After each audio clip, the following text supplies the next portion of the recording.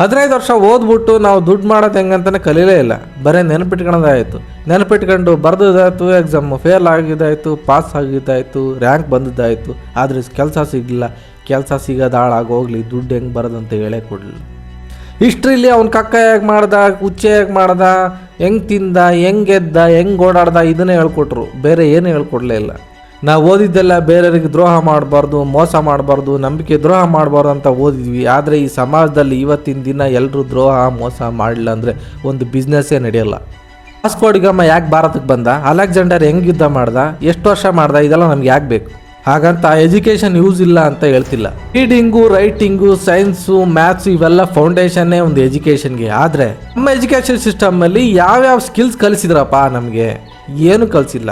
Investment ಮಾಡೋದು ಗೊತ್ತಿಲ್ಲ, ದುಡ್ಡು ಹೆಂಗೆ ಮಾಡೋದಂತ ಗೊತ್ತಿಲ್ಲ, ಆ ಜೊತೆ ಹೆಂಗೆ ಮಾತಾಡ್ಬೇಕಂತ ಕಲಿಸಿಲ್ಲ, ದೊಡ್ಡವ್ರಿಗೆ ಗೌರವ ಹೆಂಗೆ ಕೊಡ್ಬೇಕು ಗೊತ್ತಿಲ್ಲ, ಲೈಫಲ್ಲಿ ಸೋತು ಸುಣ್ಣ ಆದರೂ ಅವನು ಹೇಗೆ ಎದ್ದು ನಿಂತ್ಕೋಬೇಕು ಅನ್ನೋದು ಕಲಿಸಿಲ್ಲ, ಒಂದು ಡಿಸಿಷನ್ನ ಹೆಂಗೆ ತಗೋಬೇಕಂತ ಕಲಿಸಿಲ್ಲ, ದುಡ್ಡನ್ನ ಹೆಂಗೆ ಮ್ಯಾನೇಜ್ ಮಾಡ್ಬೇಕಂತ ಕಲಿಸಿಲ್ಲ. ಒಬ್ಬನ ಎಕ್ಸಾಮಲ್ಲಿ ಫೇಲ್ ಆದರೆ ಅವ್ನ ಜೀವನನೇ ಮುಗೀತು. ಅವ್ನು ದುಡ್ದಿಲ್ಲ ಅಂದರೆ ಅವ್ನ ಜೀವನನೇ ಮುಗೀತು. ಅವ್ನ ಸ್ಯಾಲ್ರೀಸ್ ಕಡಿಮೆ ಸಿಕ್ತು, ಅವ್ನ ಜೀವನನೇ ಮುಗೀತು. ಅವ್ನಿಗೆ ಕೆಲಸ ಸಿಕ್ಕಿಲ್ಲ, ಅವ್ನ ಜೀವನನೇ ಮುಗೀತು. ಇದನ್ನೇ ತಲೆ ತುಂಬ್ತಿದ್ದಾರೆ ಸಮಾಜ. ಇದನ್ನೆಲ್ಲ ಯಾಕೆ ಹೇಳ್ಕೊಟ್ಟಿಲ್ಲ ಎಜುಕೇಷನ್ ಸಿಸ್ಟಮಲ್ಲಿ? ಈ ಫಾರ್ಮುಲಾ ನೆನ್ಪಿಟ್ಕೋ, ಈ ಡೆಫಿನಿಷನ್ ನೆನ್ಪಿಟ್ಕೋ, ಈ ಆನ್ಸರ್ ನೆನ್ಪಿಟ್ಕೋ. ಲೈಫೆಲ್ಲ ಬರೀ ನೆನ್ಪಿಟ್ಕೋ.